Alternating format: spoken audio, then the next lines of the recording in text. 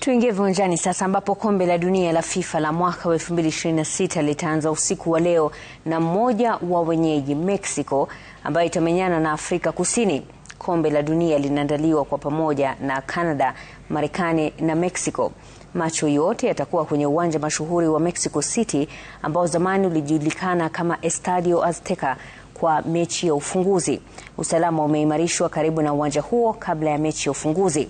Pambano hilo la kundi A linaashiria kurejea kwa kombe la dunia kwa ukumbi wa Azteca ambao uliandaa mechi mwaka wa 1970 na mwaka wa 1986, huku pia ukifufua kumbukumbu za ufunguzi wa mashindano ya mwaka wa 2010 ambapo Afrika Kusini ilitoka sare ya 1-1 mjini Johannesburg. Mazingira yanatarajiwa kuwa ya sherehe, huku zaidi ya mashabiki 80,000 wakijaza uwanja wa Azteca uliokarabatiwa kwa mechi ya kwanza ya mashindano ya timu 48. Afrika Kusini ilifanya maandalizi yao ya mwisho kabla ya ufunguzi wa kombe la dunia.